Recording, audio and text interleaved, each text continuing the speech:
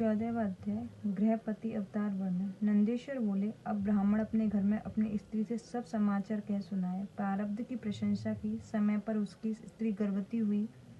ब्राह्मण ने गर्भधान संस्कार किया। समय समय पर सब विधियां की। गृह सूत्र की विधि की। पुष्पन संस्कार किया। 8वें महीने में गर्भ की वृद्धि करने वाला समित्योत्रयन संस्कार किया, जिससे गर्भ की वृद्धि हो। इसके पश्चात गुरु के स्थान में होने पर, शुभ लग्न में सुंदर योग होने पर, चंद्रमा के समान मुख वाला पुत्र उस ब्राह्मण की स्त्री सुचि स्मृति की सूतिका गृह में उत्पन्न हुआ। देवताओं ने दुंदुभी बजाई। दिशाएं निर्मल हो गईं।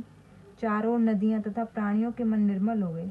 सत्व गुण युक्त मंगलमयी वर्षा होने लगी। मनुष्यों की वाणी प्रिय और कल्याणमयी होगी। रंभा आदि की अप्सराएं, विद्याधारी किन्नरियां हाथ में मांगलिक द्रव्य लिए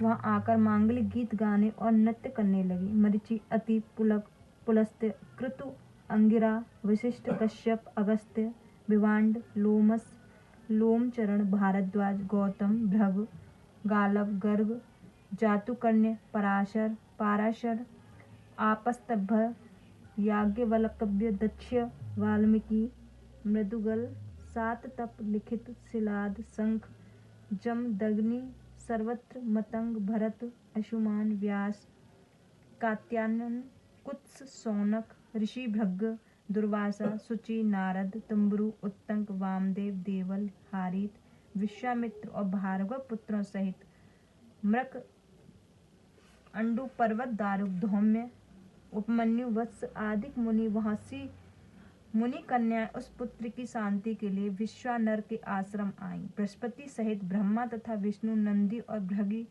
गणों सहित पार्वती, शिवजी, महेंद्र आदि देवता तथा पातालवासी नाग अनेक प्रकार के रत्नों के लिए नदियों सहित समुद्र और अनेक स्थावर पर्वत आदि जंगम रूप धारण कर उस महोत्सव में आए।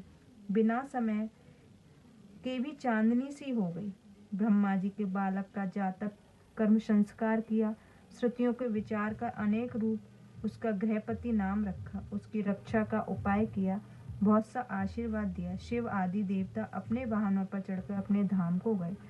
सबने सचुस्मति के भाग्य की प्रशंसा की और कहा, शिव भक्त धन्य, जिसके अर्चन से आज स्वयं शिव ही एक रुद्र उनके घर प्रकट हुए हैं। वह ग्रस्त धन्य है, जिसके पुत्र हो। पुत्र ही हो तो लोकों में जीतता है। जिसके पुत्र नहीं है, उसका गृह शून्य है।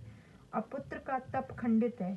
अपुत्र से घर पवित्र नहीं होता। पुत्र प्राप्ति से बढ़कर कोई प्राप्ति नहीं है। लोक परलोक में न पुत्र से अधिक सुख, न पुत्र से अधिक मित्र। इसके पश्चात उस बालक के समय समय पर होने वाली सभी यथोचित संस्कार किए। 5 वर्ष में यज्ञोपित पवित्र किया। फिर उपाकर्म कर 1 वर्ष में सांगोपांग कर्म से सब वेदों को पढ़ा दिया। जब वह बालक 9 वर्ष का हुआ तो माता पिता की सेवा में रत उस बालक ने देखने के लिए नारद जी वहां आए। उसके भाग्य वैभव को देखा और कहा कि इसके सब भाग्य तो अच्छे हैं, परंतु 12वें वर्ष में इसको बिजली और अग्नि से भय है। ऐसा कहकर नारद जी चले गए। श्री महापुराण 14वां अध्याय समाप्त।